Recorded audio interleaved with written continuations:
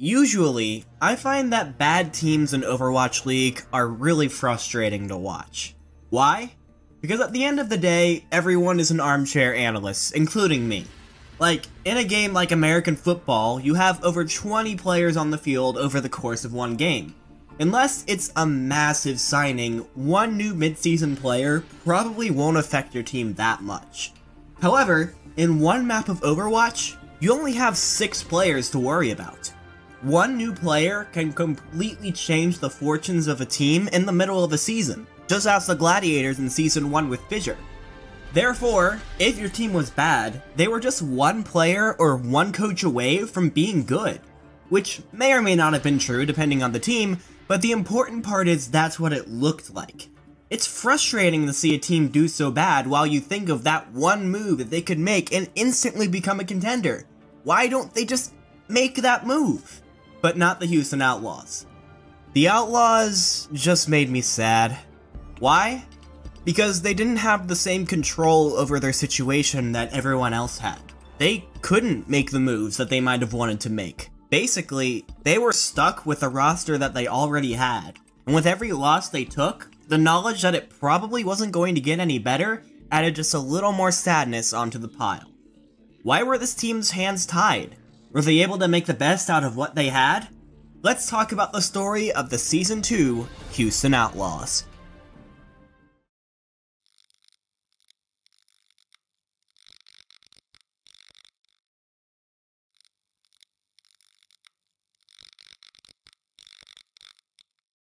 So in Season 1, the Outlaws were Now, in Stage 1, they actually came in strong.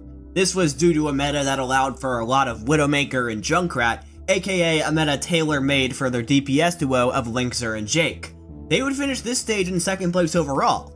However, after that, the team was average at best, and they ended up missing out on the playoffs altogether.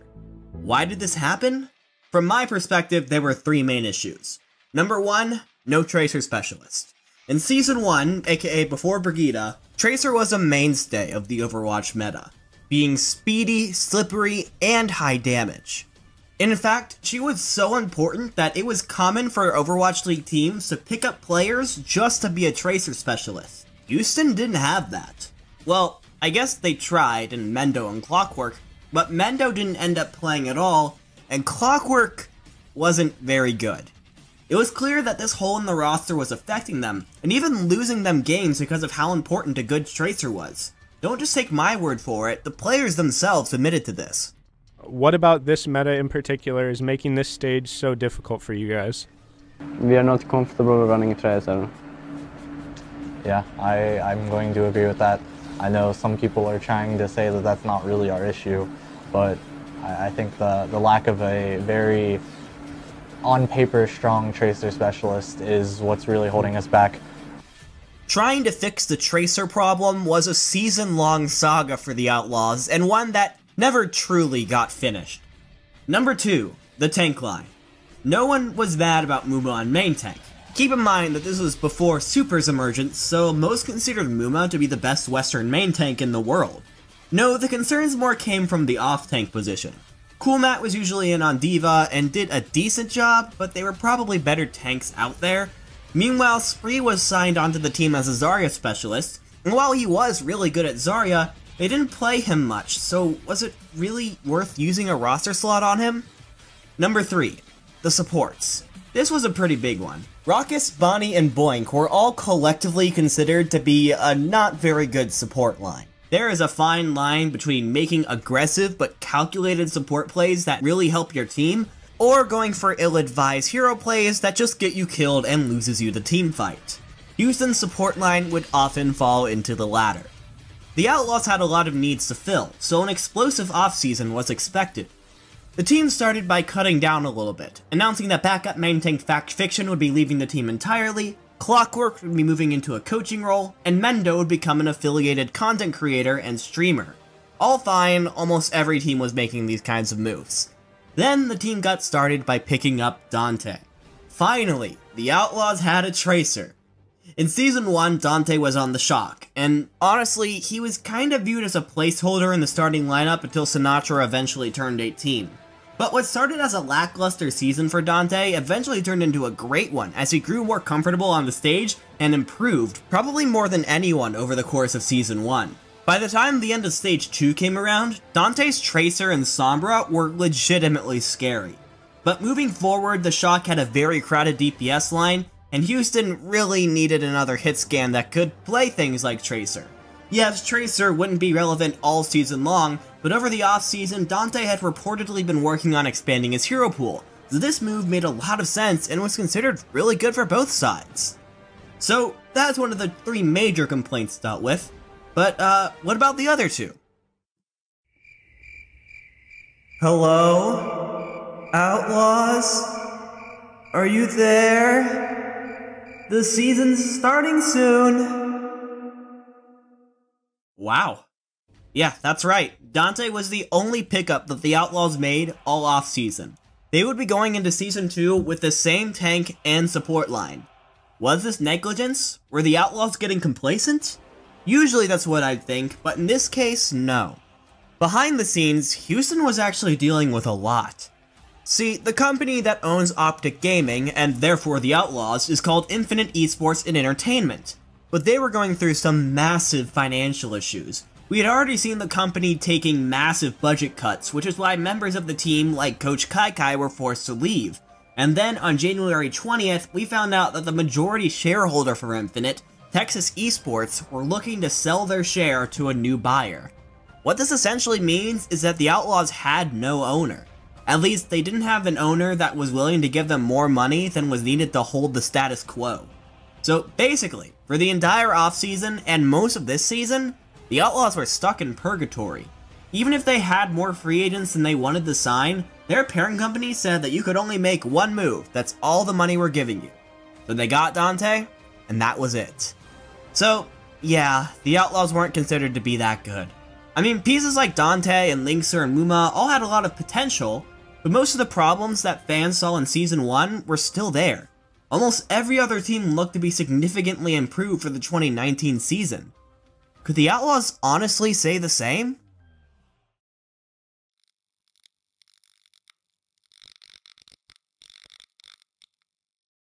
So, something worth mentioning is that in Season 1, Bonnie was often the starting main support player from the Outlaws back when Mercy was a must-pick. This season, now that Ghost required Lucio, Boink was the starting main support instead, and he would stay the starting main support for the entire season. You know, except for the one time where they subbed Bonnie in on accident. Yeah, that just kinda happened. But anyways, the Outlaws actually had a pretty easy schedule here. Except for a game with the NYXL, every single one seemed winnable in the preseason. However, they would start with 2 crushing Map 5 losses in back-to-back days, before finally getting a win off against the Spark in the next week. After that, they were able to get 2 more wins off, but it was against the Valiant and the Mayhem, aka 2 of the 3 worst teams in the league at the moment.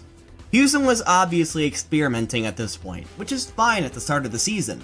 They tried all sorts of different roster lineups. They tried the traditional strategy of putting their hitscan DPS on Zarya, then they tried out a really tank main heavy comp with Free on Zarya, they tried some Dante Sombra, and even some triple DPS comps on maps where they could, which didn't even look that bad. While the schedule did throw them a bone, and a 3-4 record wasn't enough to make the stage playoffs, they were keeping pace with most of the pack while trying a bunch of different things. Imagine how good they'd be when they actually found their style.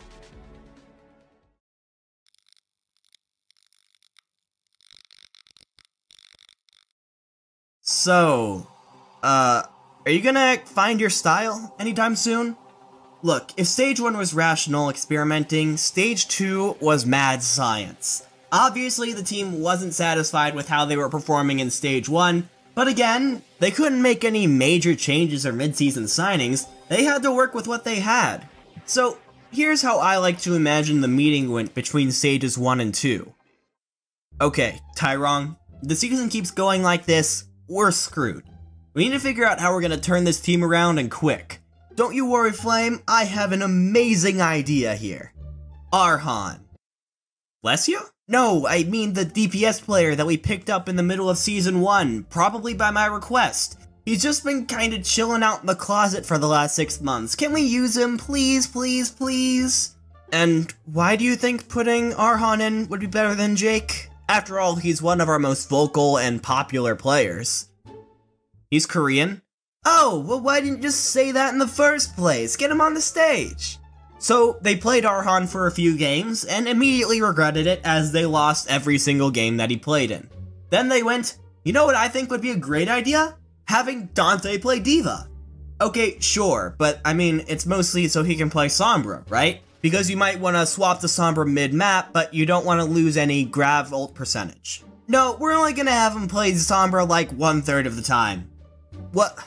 Okay, so Dante got the opportunity to play a not great D.Va on stage. Okay, you know what? Fine. Let's put Linkzr in for Dante. Now let's put Spree in for Linkzr. Now let's put Mumu on Widow, Rockets on main tank, and Dante in flex support. Now how about instead of the Houston Outlaws coming out at all, we just get 6 dancing DJ Khaled's. 6 DJ Khaled's. No one's gonna be able to do anything about that. Whew. Sorry, I don't know what got into me there. Obviously, those last few didn't happen, but it may as well have. Let's step back for a second. Houston was just throwing anything and everything at the wall to try and find something that stuck, but they never did. Like, ever. Sure, maybe the teams weren't expecting the Outlaws to put in Arhan, but when he's no more of a threat than Dante or Linkzr in the first place on anything, who really cares? Not to mention that for now, the issues that plagued the Outlaws in Season 1 were back in full force, especially with the support line. While Blank started off the season looking alright, he had a string of tough games here.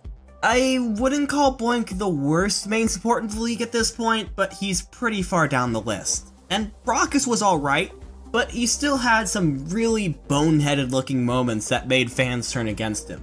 Here's a mini compilation of stupid peaks and flanks that Rockus would go on and instantly regret. Shout out to Mr. Syphax on Reddit for compiling most of these clips. So, with that in mind, I wouldn't be surprised if other teams saw this and exploited the hell out of it. Genuinely, there were games the Outlaws played where it only looked like 1 or 2 of their players actually wanted to win. Dante and maybe Muma were the only people who could even be considered bright spots. So, at least most of the team got what they wanted. Due to haphazard roster switching and poor play from the people who were in, the Houston Outlaws went winless in Stage 2, cementing them as a not-so-proud member of the 0-7 club.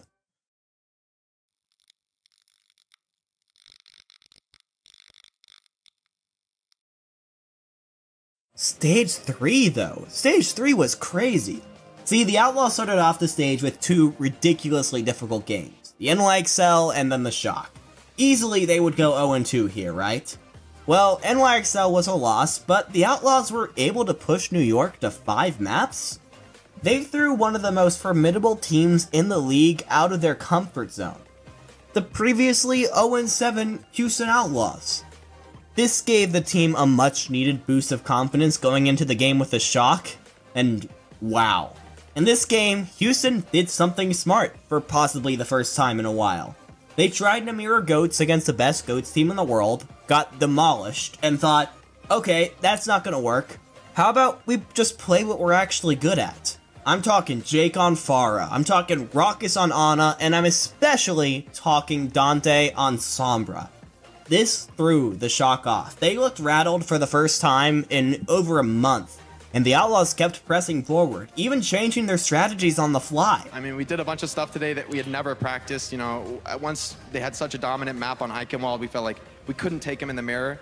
And then we just brought it to strats we've actually never tried before, and never played Dante on that map, and we just had the faith that that was what they couldn't deal with. And I'm just so excited. You know, it's a mental turnaround for us more than anything else. It's about, we stayed focused despite how hard it was.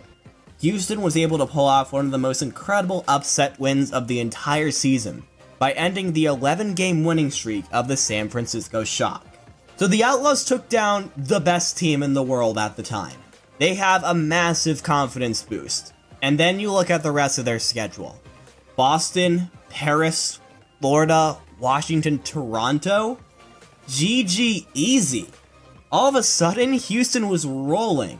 While, again, they had a really easy schedule to go off of after this, let's keep in mind that 5-2 was the cutoff point for the Stage 3 playoffs, so if the Outlaws hadn't beaten the Shock, they probably wouldn't have made it in. Yes, Houston was in a stage playoff for the first time since Season 1 Stage 1, and they got 3-0'd immediately by the Titans, but there was a lot of optimism. By becoming more stable overall as a team, and trying to stick to what the team is good at instead of just trying random things, the team had turned things around. While the record at this point, 8-13, meant the Outlaws needed a near-perfect Stage 4 to make the play-ins, the dream was still alive, and there's nothing scarier than a team on a hot streak with nothing to lose.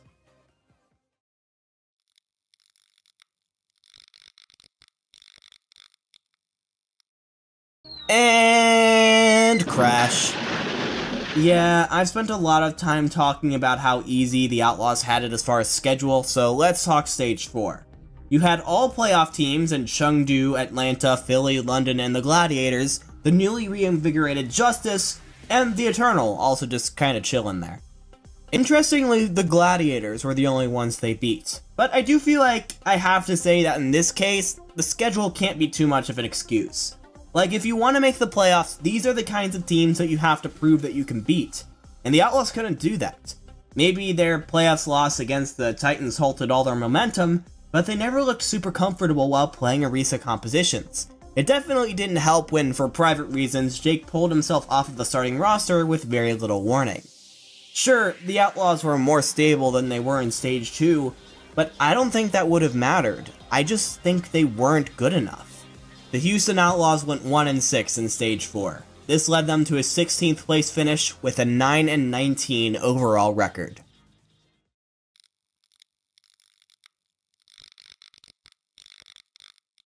In the end, I can't help but feel bad for the Outlaws. Flame, the general manager of the team, has straight up admitted that Season 2 was very stressful due to the financial issues that the team's owners were going through. They just weren't a good enough team to keep up throughout the whole season, and you know that if they could have made some moves in the midseason, they probably would have. That being said, what the Outlaws could control was also pretty poorly managed. Look, I get it. Things like Arhan on Brigida or Dante on D.Va were options that you could try, but that doesn't mean you should. Now there's probably going to be one person in the comments that goes, wait, subbing in people randomly was what the Dynasty did, and you praise them for that.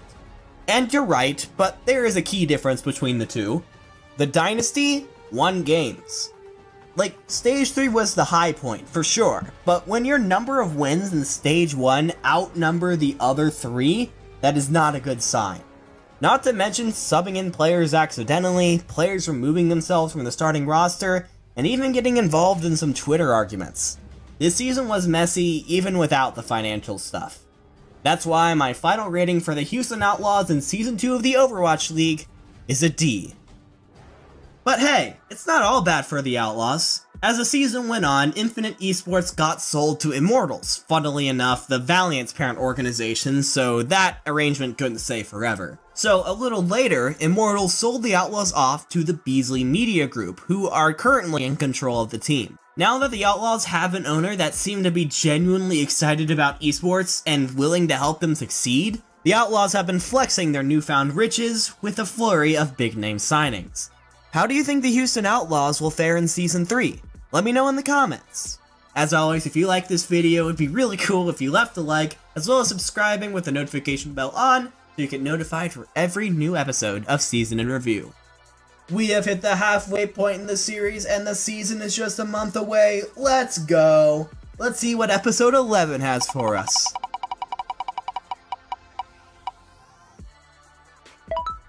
Finally! Fun fact, Atlanta has been the most requested episode, so I'm really glad and excited the wheel has finally let me get to it in the next one. Until then though, don't get tilted.